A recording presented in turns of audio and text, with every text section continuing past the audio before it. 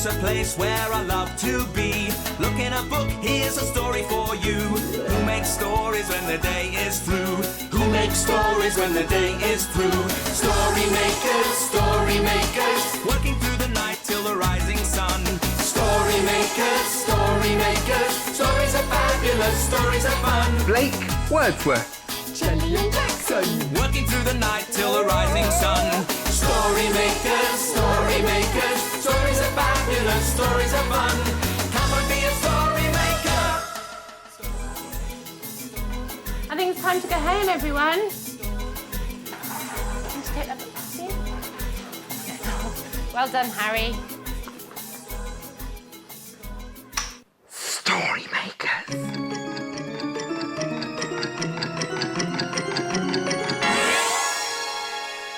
Story makers.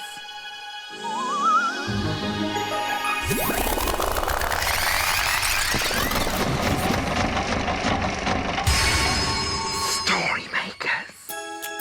It's midnight in the library. Hello. Time for all story makers to come out. Are you ready? Sun is down, the stars are bright. Story makers come out at night. Hello, story makers. I'm Blake Wordsworth, with a magical hat and a nose for a story. Oh, hello.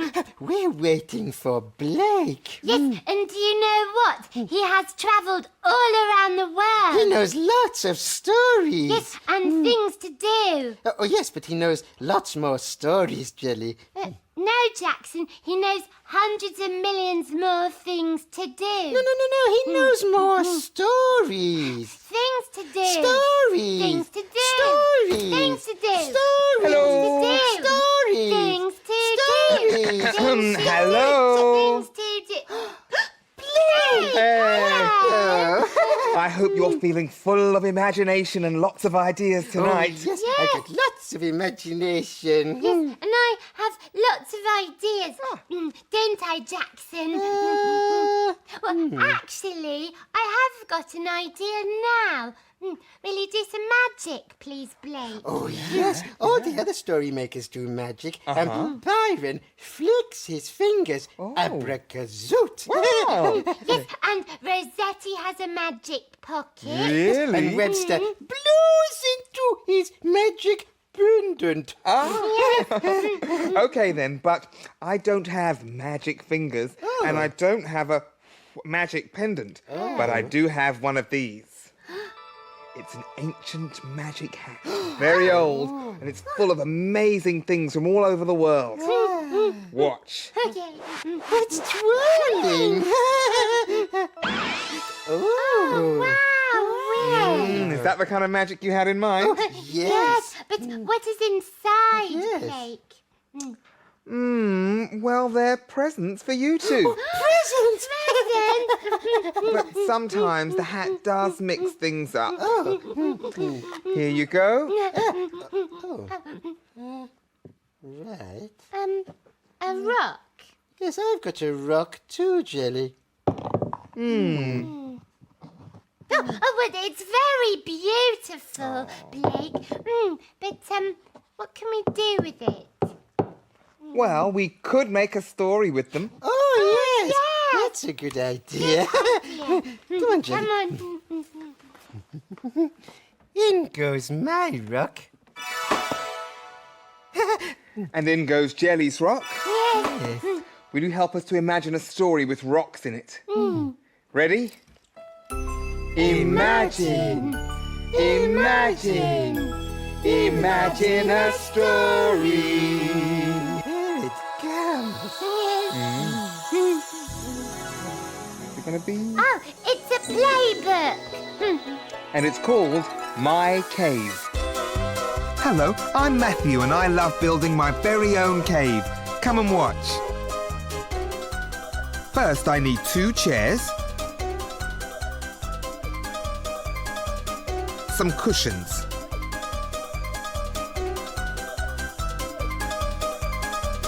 phew, this is hard work. Next, I put my blanket on the ground to make the cave floor. Add a table or two. That's it.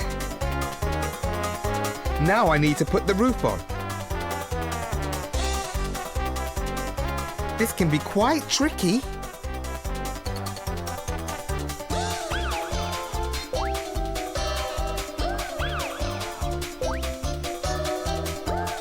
Phew.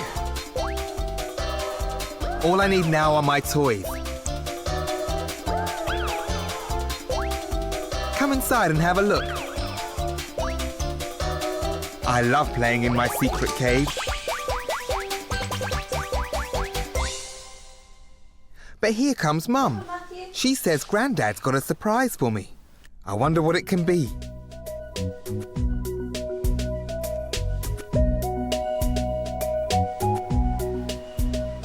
Grandad's brought my friend Bradley and I to look at some real caves.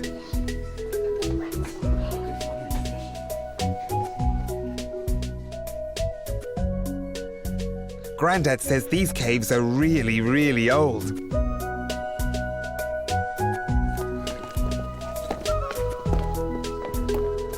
Wow, I can't believe we're under the ground. It's quite scary walking through the cave. It's so big. There's even an underground river running through the caves. There's lots of rocks in funny shapes all around.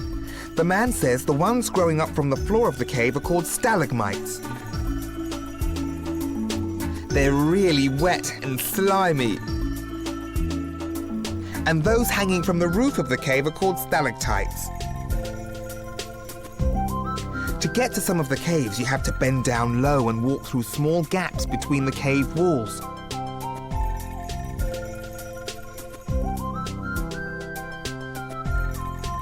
It's very quiet and still.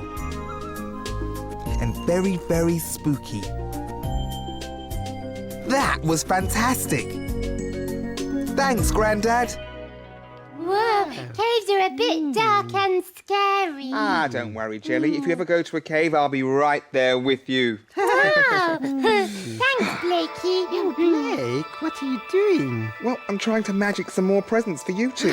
Present! Are you ready to make a wish? A wish? Wish? Anything you like. Oh, I would like some strawberries. And I would like something delicious to eat too, like ice cream. Ice cream and strawberries coming up. Twirly hat, twirly hat. A fine selection of vegetables. Not quite ice cream and strawberries. I'm sorry, guys. Crunchy carrot and celery and potato and turnips. My favorite. Yum. No, they're not. Be quiet, you'll hurt Blake's feelings. What are we going to do with these vegetables, Blake? Well, there are lots of things we could do with them, but I think the best thing to do right now is to make a story with this turnip. Oh, yes. A story. One turnip for the machine. And now we need lots of imagination. Ready? Yes. Imagine, imagine, imagine a story. Here it comes. It's a Sniff and Wag story. And it's called The Furry Turnip. Sniff and Wag are friends. When the day ends and the sky grows dark, they sneak into the park through a hole in the fence. The dogs are out for a stroll one chilly autumn night when Nat the bat flies by.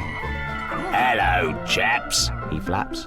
"Would you like to come with me to the vegetable patch? The scarecrow needs our help." "Oh, yes, please," they bark. So off they scamper as fast as they can till they come to the patch where the scarecrow stands. "Oh, welcome, everyone. I'm so glad you could come," cries the scarecrow. "Will you help me pull the turnips up before the winter comes?" Pulling up turnips sounds like fun, yaps Wag. So the creatures grab the leafy tops, they heave and they heave, and they pull the turnips up.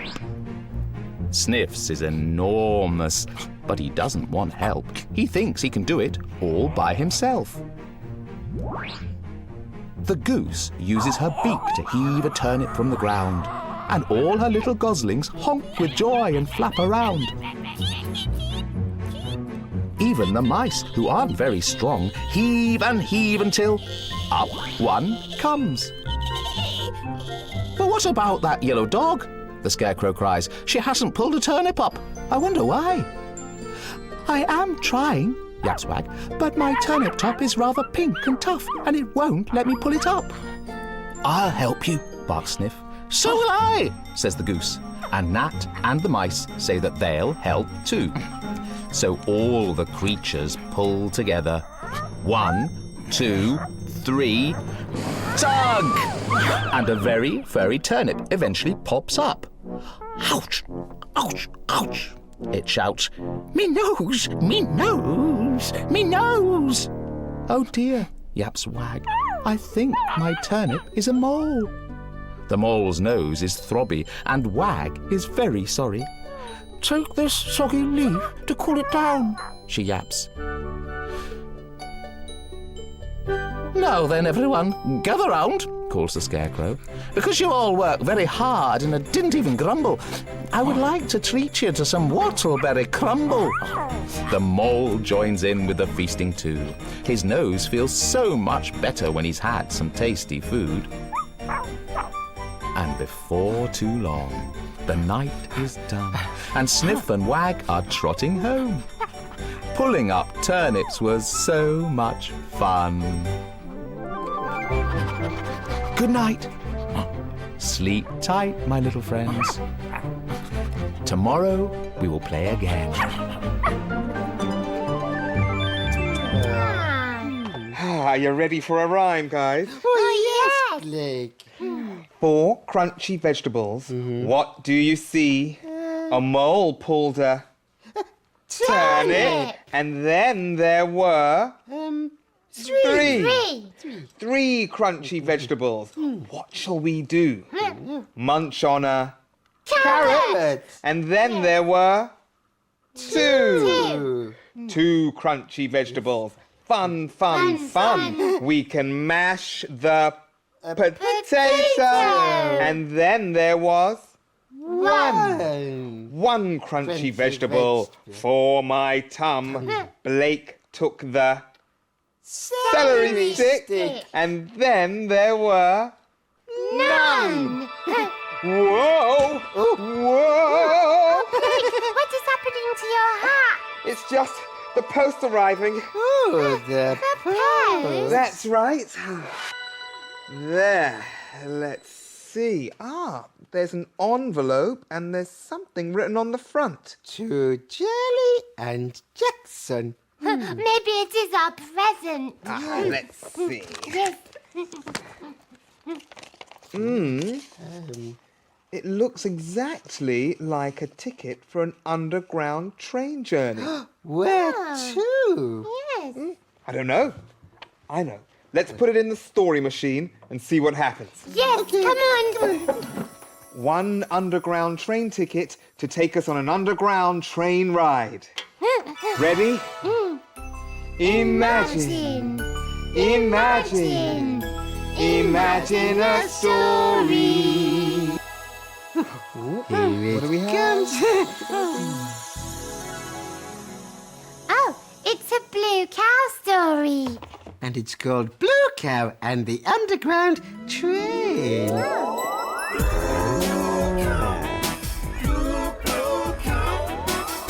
In a field not far away is a herd of cows grazing quietly. One of the cows is most unusual. Blue Cow wonders about the big world beyond her field. One day, Blue Cow was looking down at the ground under her feet. I wonder what it would be like to travel underground. She's off again, said the other cows. So Blue Cow caught the bus that stops beside her field.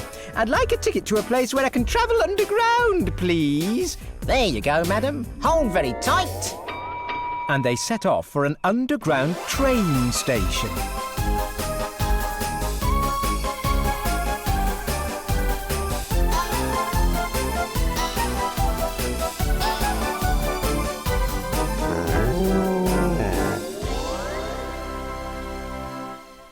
And then they arrived.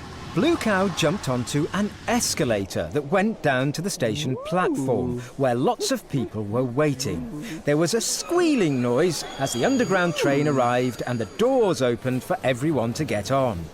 So many people were trying to get on that Blue Cow couldn't fit into the carriage.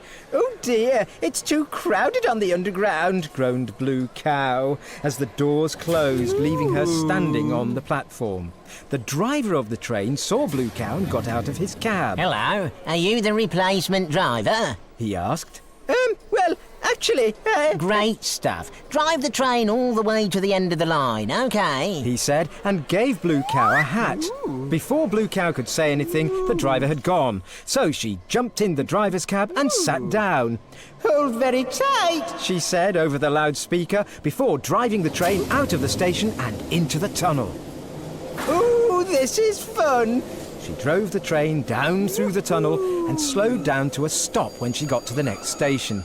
She did this again and again for every station until finally she reached the end of the line. She got out of the train, but the train was still packed full of passengers. Oh no, said Blue Cow. I forgot to open the doors at any of the stations. The passengers in the carriages were shouting and looked very angry with her. She ran down the platform and got in the cab at the other end of the train. Sorry, everyone, she said over the loudspeaker, and drove back along the line. This time, she remembered to open the doors at all the stations so the passengers could get off.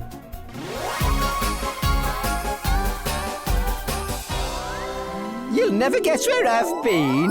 Where have you been? I've been on the underground and driven a train. Everyone knows that cows can't drive trains, but we know they can, don't we?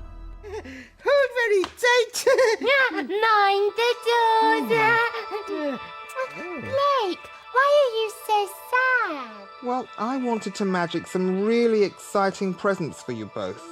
And all you got were rocks, vegetables, and an old train ticket.